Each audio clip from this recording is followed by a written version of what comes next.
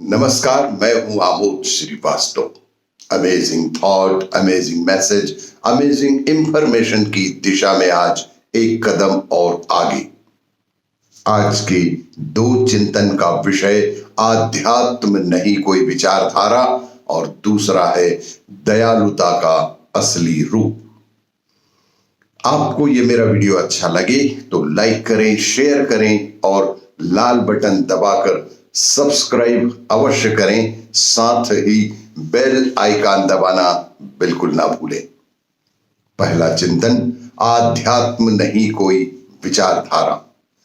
हमारे प्राचीन ऋषियों ने भारतीय गणतंत्र के मूल में आध्यात्म की प्रतिष्ठा को ही महत्व दिया है। इसीलिए भारतीय गणतंत्र को विश्व भर के गणतंत्रीय शासन व्यवस्था से अलग व उत्कृष्ट माना जाता है।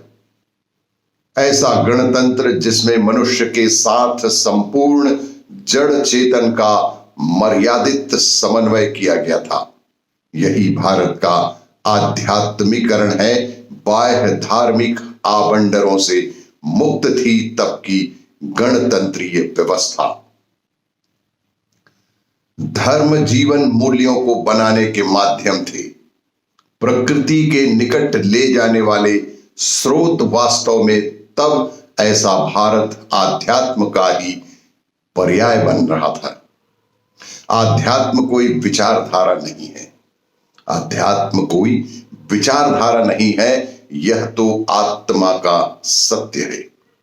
सत्यता का मतलब है सर्वा आशा मम मित्रम भवन्तुम, अर्थात सभी दिशाएं मेरी मित्र हो, सभी से सत्प्रेम हो। और सत्प्रेम का अर्थ है दूसरे के सुख से सुखी, दूसरे के दुख से दुखी होना।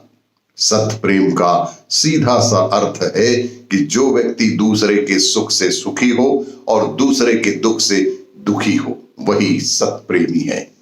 इसी दृष्टि का सुदृढ़ आधार है आध्यात्म।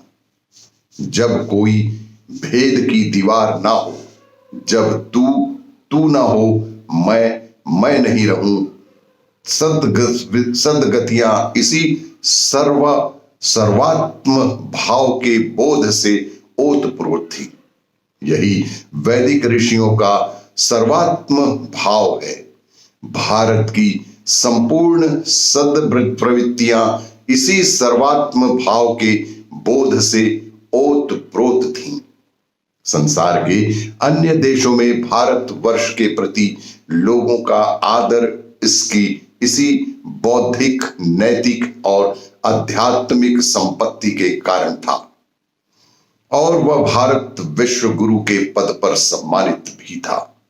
यहां संत तुकाराम, आदि गुरु शंकराचार्य, माध्वाचार्य, चैतन्य महाप्रभु, संत ज्ञानेश्वर, संत एकनाथ जी, रामकृष्ण परमहंस, विवेकानंद, दयानंद महात्मा, बुद्ध आदि जैसी दिव्य आत्माओं का प्रादुर्भाव हुआ है।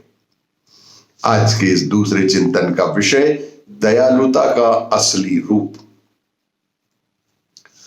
आज के वैज्ञानिक युग में मनुष्य ने हर क्षेत्र में उन्नति की है, पर किसी क्षेत्र में सबसे ज्यादा कुछ घटा है तो वह अवनति आध्यात्मिकता की है। आध्यात्मिकता न हो पाने के कारण वह कट्टर तो बना है, पर इंसान के अंदर से दयालुता लुप्त हो चुकी है। परिणामतः ऐसा व्यक्ति निर्दयी बनकर दुनिया को आतंकित करता है। ऐसे में स्पष्ट कह सकते हैं कि जिसमें दूसरों को रोता हुआ देखकर अगर मन में दया के भाव न आए तो मानकर चलें कि वह गणतंत्र के योग्य भी नहीं है। दयालुता का असली रूप है दूसरों की पीड़ा और दर्द अंतर आत्मा से महसूस करना। दयालु उनको कहते हैं जो दूसरों के हित के लिए स्वयं की आहुति देने से भी नहीं चूकते हैं। अपने व्यवहार में दयाद्रता का समावेश करना दयालुता का ही एक सच्चा रूप है। अर्थात हृदय दया से गीला रहे, यहीं से गणतंत्र जीवन में जगता है।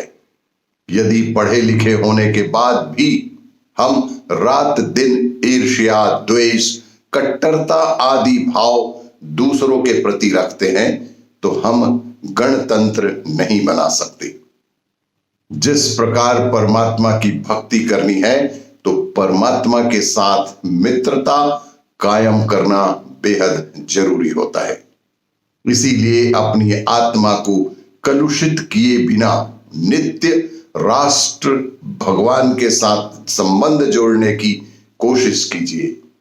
पाश्चात्य देशों पर दृष्टि डाले तो भौतिकता को ही सर्वोपरि मानकर अर्थोपार्जन किया जा रहा है, जिसका कि दूरगामी परिणाम हितकर बिल्कुल नहीं है। वास्तव में वहां की संस्कृति में कोई त्याग भाव ही नहीं है। वहां आत्मोन्नति के लिए कोई संस्कार भी नहीं है। आपको ये मेरा वीडियो अच्छा लगे तो लाइक करें, शेयर करें और सब्सक्राइब अवश्य करें। धन्यवाद।